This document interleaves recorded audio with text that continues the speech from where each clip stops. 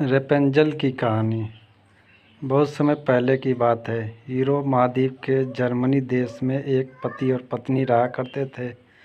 दोनों का एक दूसरे के सिवा और कोई नहीं था। विवाह के कई वर्षों उपरांत भी उनकी कोई संतान नहीं हुई। समय इसी प्रकार से गुजर रहा था कि अचानक एक दिन स्त्री को अपनी कोख में संतान की अनुभूति हुई और गर्भावस्था के दौरान उसको कुछ इस प्रकार महसूस हुआ कि उसको रेपेंजल नामक साग खानी चाहिए।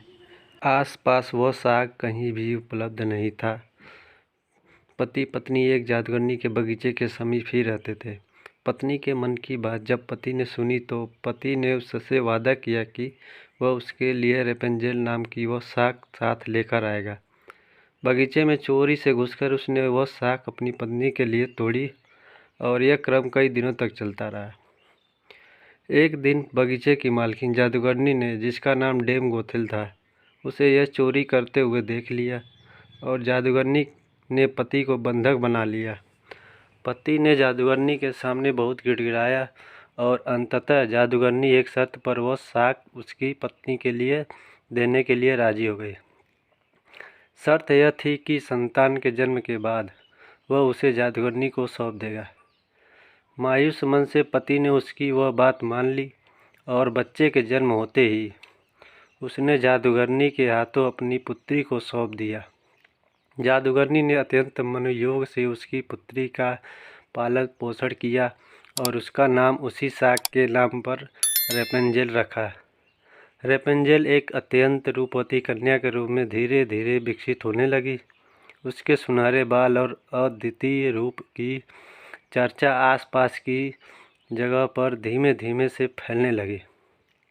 कन्या के 12 वर्ष के होते ही जादूगरनी डेम गोथेल ने उसको एक ऐसी मीनार में कैद कर दिया जिसमें ना तो कोई दरवाज़ा था, ना चढ़ने के लिए ही कोई सीढ़ी।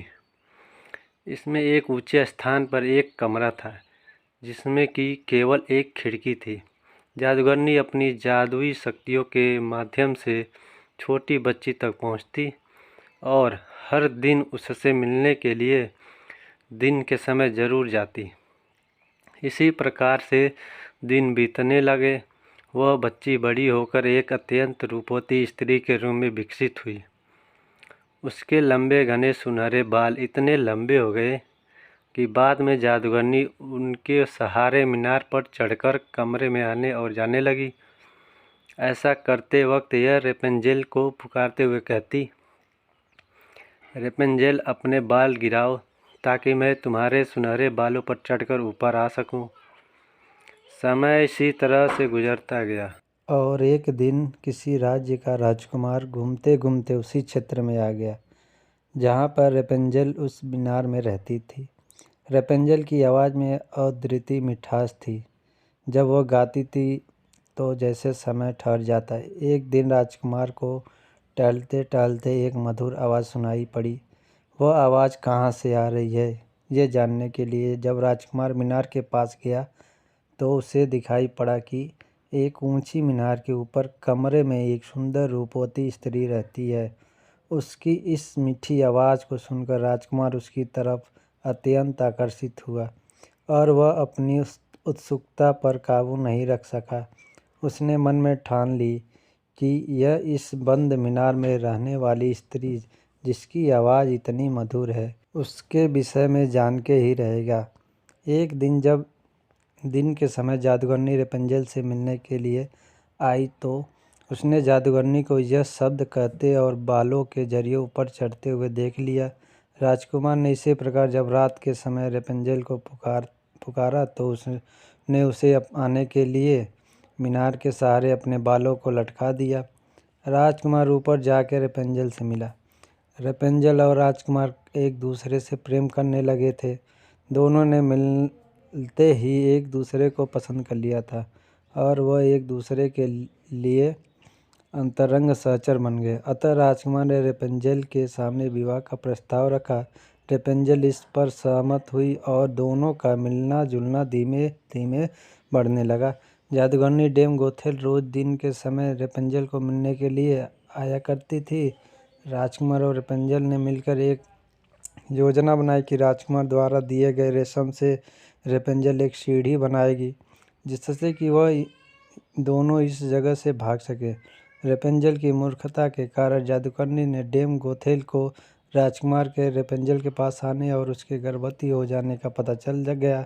जादूगरनी डेम गोथेल ने रेपेंजल को मीनार से बाहर निकाल दिया और जंगली जानवरों के बीच से जंगल में विचरने को अकेला छोड़ दिया और यह स्वयं उस मीनार के कमरे में जाकर छुप गई। राजकुमार के चढ़ने के लिए उसने रेपेंजल के बारों को काटकर उन्हें मीनार से बाहर लटका दिया ताकि राजकुमार ऊपर चढ़ सके और उसे कोई शंका न हो। जब राजकुमार रेपेंजल से मिलने के लिए उस रात आया तो रेपेंजल की जगह जादूगरनी को पाकर वह भयभीत हो गया और मीनार से कूद पड़ा, जिससे कि नीचे पड़े कांटों से उसकी दोनों आँखों की रोशनी चली गई। जब राजकुमार नीचे गिरने लगा, उसके हाथ में रेपेंजल के कटे हुए बाल आ गए और रेपेंजल की लंबी बालों की लट राजकुमार के साथ ही नीचे गिर गई। नीचे उतर पाने का कोई अन्य तरीका न होने के कारण जादूगरनी डेम गोथेल उस मीनार में फंस गई और अंततः मृत्यु को प्राप्त हुई। अपनी आँखों और अपनी प्रेमिका को खो देने के बाद राजकुमार निराश होकर अंधा होकर जगह जगह भटकने लगा। कई महीनों तक इस प्रकार भटकने के पश्चात वह उस क्षेत्र में जा पहुंचा जहां पर रेपेंजल बस चुकी थी। उधर रेपेंजल ने जुड़वा बच्चों को जन्म दिया, जिनमें एक बेटी और एक बेटा हुआ। इसी तरह कुछ समय तक एक दूसरे के बिच्छों में रहने के बाद अंततः दोनों उसी राज्य में एक स्थान पर मिले और उनके मिलन से चमत्कार स्वरूप राजकुमार की दृष्टि वापस आ गई और रेपेंजल के लंबे सुनहरे बाल उसको वापस मिल गए और दोनों हंसी खुशी अपना जीवन साथ में बिताने लगे। शिक्षा: इस कहानी से हमें यह शिक्षा मिलती है कि बुरे का अंत बुरा ही होता है और विश्वास के सहारे एक दिन दुनिया में सब कुछ पाया जा सकता है। जिस तरह जादूगरनी गलत नीयत से रेपेंजल को इतने साल कैद में रखती है, एक दिन उसे इसका दंड मिला और वह मारी गई। रेपेंजल ने बचपन से उम्मीद लगाई हुई थी कि उसे एक दिन कोई बचाने आएगा, उसकी खुशहाली भरी जिंदगी होगी। एक दिन उसके इस विश्वास को भगवान ने पूरा कर दिया। एंड तक देखने के लिए दोस्तों आप लोगों का बहुत बहुत धन्यवाद।